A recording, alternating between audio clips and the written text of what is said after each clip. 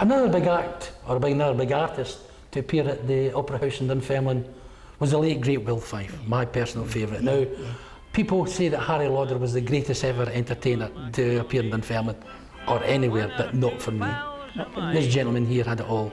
He played legitimate theatre, he wrote great songs, he performed all over the world, and to me, and of course appeared in films, and he was just great. And of course, I Belong to Glasgow will stay in everybody's hearts forever.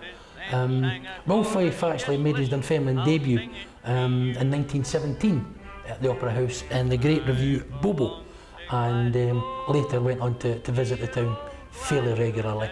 And in fact, he did like to use Dunfermline as a stepping stone for Glasgow. He would bring his troupe, play a week in Dunfermline just to iron out the wee bits and pieces, then take it on to great success to either Glasgow or Edinburgh. But Will Fife for me will always remain Scotland's greatest ever entertainer. We see him here in 1934 with another gentleman who went on to make great things, Max Waldorf, who later on went on to be the great Max Wall. He was a great entertainer. And researching for throughout the years for various venues in Dunfermline, it's surprising who you pick up at the venues making their way upwards. And here we see is Max Wall again there, and photograph of Will Fife. And of course down here as well in 1931. He was always popular, and the great thing about theatre then, variety then, was the fact that it was very affordable. Not as cheap as the cinemas at the time, but certainly you could go up to the balcony, which was the Gods, for 9p, or down here for 6p. And then of course the people who could afford a wee bit more, you know, would pay a bit extra, 2 and 6 there in 1934 for the orchestra stalls. But the great Will Fife, born in 1885. And died in 1947 from a fall from the hotel that he owned in St Andrews called the Rousseau. I think everybody cried that day. It was very sad. Now they say but prior to the fall, Will Fife had been actually in hospital, and he had something wrong with his ears. So you know that can affect your balance. So the family have put it down to that. But as you say, it was a sad day. Not just for the people who knew him, but for people all over the world who he entertained over the years. Now, another great favourite of mine, again like Jimmy Logan, still appearing all over the world, and making a name for himself as an after-dinner speaker, now that the days of variety is kind of gone, is Johnny Beattie. And again, a credit to his profession. Johnny Beattie is so approachable, a member of the Scottish Music Hall Society, like Jimmy Logan, and is always there to help anybody who would like information about either himself, his colleagues, or anything to do with entertainment in Scotland. Johnny has always been approachable, and of course a gentleman, Frida, who is not just a comic. He's actually done legitimate theatre as well, straight acting and Taggart, and he made his film debut, I'm led to believe, in the film about Benny Lynch. So Johnny Beattie. Here we see him making his appearance at the Opera House in Autumn Frolics with a great favourite in Dunfermline, Stan Mars, and also Billy Struck, The Broth of a Boy. Did they bring back any memories to you? I didn't go so much to see Billy, but I knew of him. You know, it's some of the other ones that I remember. Now Stan Mars, by all accounts, they tell me he's still living, and this is the sad thing about Scottish variety. I'd like to start a database on Scottish entertainers, because apart from a few that are members of the Scottish Music Hall Society, Frida, you know, a lot of them kind of disappear without trace.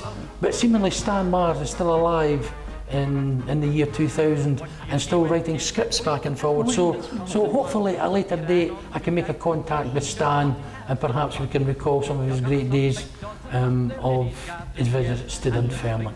But the great Johnny Beattie. Two of my all-time favourites is Flanagan and Allen. And you know, it's hard to believe they actually played the Opera House, but not together. Here we see Bud Flanagan, with his original partner, Flanagan and Roy, visiting the Opera House in October 1919 in a Scotch revue called Scotch Kits. And later on in 1924 we have Chesney Allen with his former partner Stanford and Allen. Now by all accounts they teamed up together in 1924, not long after this booking, and Bud Flanagan came up the hard way. In fact, he was so poor at one time he actually walked from London to Glasgow to audition for a part, and he came up the hard way. Chesney Allen didn't come up so hard, even though it couldn't have been easy being a straight man to his original partner Stanford, but he was also the manager of Florrie Ford, and he went out with a lot of Florrie Ford, obviously to anybody that knows music hall, was a big star. Very much so. But she actually had 4 or 5 companies who went round the world and appeared at various venues. And even though Florrie Ford herself didn't appear at the Opera House in Dunfermline, our companies did on 4 occasions. And here we have one here from the review from 1924, Some Hustle.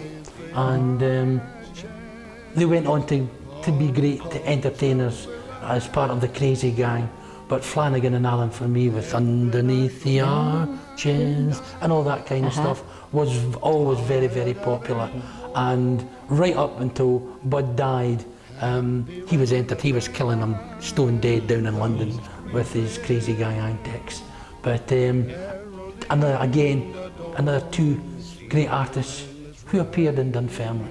Now, while we're here, and even though it isn't to do with the Opera House in Dunfermline, I'd just like to point out to you about the owner of the Opera House, Frida, was John Henry Hare. Yes.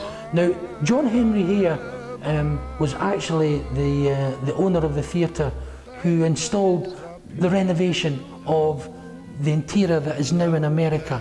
And John Henry Hare, for me, must be highlighted at a later date. He owned 3 theatres in Dunfermline, and here we have verification of that. We have him here as proprietor of the Opera House in Dunfermline. We also have him as proprietor of the Olympia Theatre in Dunfermline. Now that is Dunfermline's forgotten theatre, Frida, and hopefully we can do something like that, about the Olympia at a later date.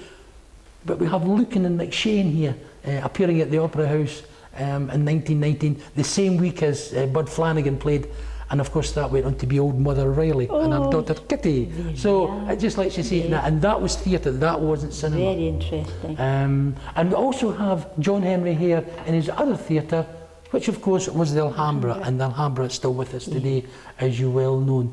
So John Henry Hare, an entrepreneur who obviously had influence in London to bring a lot of the big acts up to London, because prior to and after, nobody ever come to Dunfermline that was really big, but he would bring big international stars.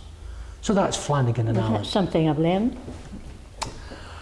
Another big act, and possibly one of the biggest companies ever to play Dunfermline, was the Fred Carnot Company. Yes. Now, they played Dunfermline Opera House in 1904, and not long after the theatre was opened. But bearing in mind that Fred Carnot cut his teeth as a duo act with his brother, the Carnot brothers, who played the St Margaret's Hall in the late 1890s, he actually formed this company of comedians, of which the great Charlie Chaplin and Stan Laurel from Laurel and Hardy cut their teeth, and of course they went on to be greater comedians in their own right, but they all come through the Fred Carnot Company of Comedians. In 1919, where this one's taken, we see that Archie Glenn was top comedian, and he was also very popular, a big comic who toured the world. But Fred Carnot was one of the biggest comedy companies ever to play Dunfermline, and of course they toured the world. They went to America with their famous revues and sketches. Most of them silent, I may add. But they played Dunfermline quite often.